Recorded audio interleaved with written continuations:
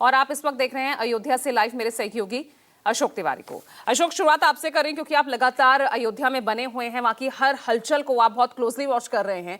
तो आज छठा दिन है एसआईटी की जांच का, कल कहां तक ये जांच पहुंची? क्योंकि अब तो इस मामले में एक और तहरीर सुधाकर सिंह, सांसद आरजेडी, उनकी तरफ से भी जो है डाल दी गई है।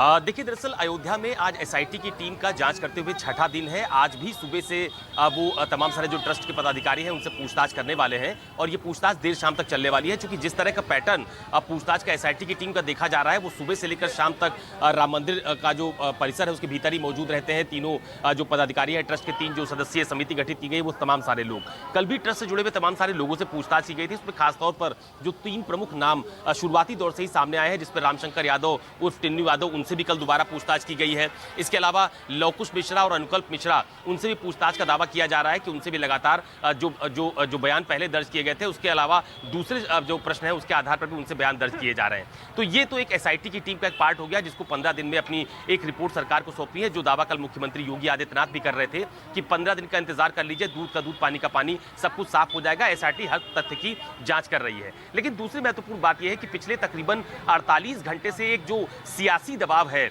इस पूरे घटनाक्रम में, वो मुकदमा दर्ज कराए जाने को लेकर देखा जा रहा है। चाहे कांग्रेस हो, समाजवादी पार्टी हो या दूसरे विपक्षी दल हो, वो लगातार ये कह रहे हैं कि एसआईटी की जांच चल रही है, अच्छी बात है, लेकिन इस मामले में अभी तक कोई मुकदमा पंजीकृत क्यों नहीं किया गया है। तो ये एक तरह का सियासी दबाव बनाने की कोशिश विपक्षी दलों की तरफ से की जा रही है कि मुकदमा पंजीकृत हो जाएगा तो शायद जांच की दिशा और आगे बढ़ पाएगी और निष्पक्ष जांच हो पाएगी। कल मुख्यमंत्री योगी आदित्यनाथ ने अयोध्या में तकरीबन 4 आयोजनों में अलग अलग शिरकत की है और चारों आयोजनों में मुख्य तौर पर मुख्यमंत्री योगी आदित्यनाथ का फोकस अयोध्या में ये जो राम मंदिर में चढ़ावे की राशि की हेराफेरी का मामला है उसका जिक्र बहुत प्रमुखता से किया है। रुदौली की जनसभा में भी मुख्यमंत्री ने स्पष्ट तौर पर यह कहा कि अयोध्या को बदनाम करने की कोशिश की जा रही है, साजिश की जा रही है। समाजवादी पार्टी और कांग्रेस को निशाने पर लिया और ये कहा कि समाजवादी पार्टी को आज राम मंदिर और राम भक्तों की याद आ रही है, लेकिन जब समाजवादी पार्टी की सरकार उत्तर प्रदेश में थी तो राम भक्तों पर गोलियां चलाने से उन्होंने परहेज नहीं किया।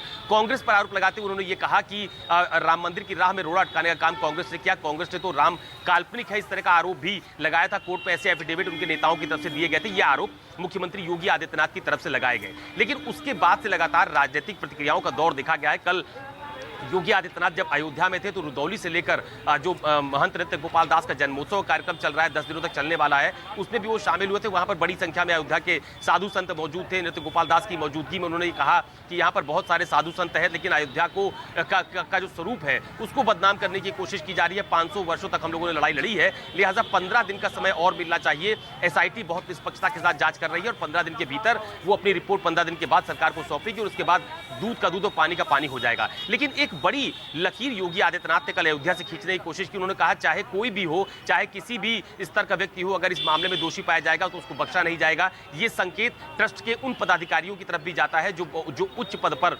आसीन है, जिनके नेतृत्व पूरा ट्रस्ट संचालित किया जाता है। ये एक अप्रत्यक्ष रूप से उनको एक इशारा करने की कोशिश योगी आदित्यनाथ की तरफ से की गई है। लेकिन अयोध्या चूंकि बहुत बड़ा मुद्दा चुनावी तौर पर, राजनीतिक तौर पर, धार्मिक तौर पर बहुत बड़ा मुद्दा है उत्तर प्रदेश के लिहाज से, यूं कहें कि देश के लिहाज से, जब जब अयोध्या का जिक्र आता है या जब अयोध्या में किसी बड़ी हेराफेरी या उलटफेर की बात कही जाती है तो तमाम सारे विपक्षी दल सरकार पर हमलावर होते हैं और ये कहते हैं कि वो अयोध्या को अपनी आस्था केंद्र बताते हैं, लेकिन ट्रस्ट के भीतर इस तरह बड़ी हेराफेरी की बात सामने आ रही है। तो अभी फिलहाल जो अयोध्या में एसआईटी की टीम है वो आज छठवें दिन भी अपनी जांच जारी रखे हुए है। ट्रस्ट के पदाधिकारियों से तमाम सारी पूछताछ की जा रही है और महत्वपूर्ण बात यह है कि जिस सीसीटीवी फुटेज के गायब होने का दावा किया जा रहा है, इसकी भी जो प्रारंभिक रिपोर्ट है वो 15 दिन के बाद ही एसआईटी सौंपेगी। जो कहा जा रहा है कि कई घंटों के सीसीटीवी फुटेज गायब है, वो एसआईटी की टीम को नहीं मिले हैं, या जिन ट्रस्ट के पदाधिकारियों से या ट्रस्ट के सदस्यों से पूछताछ की गई है जिनका पूरा सीधा तौर पर हस्तक्षेप जो हेराफेरी का मामला है उससे जोड़कर देखा जा रहा है, उनसे पूछताछ की गई है।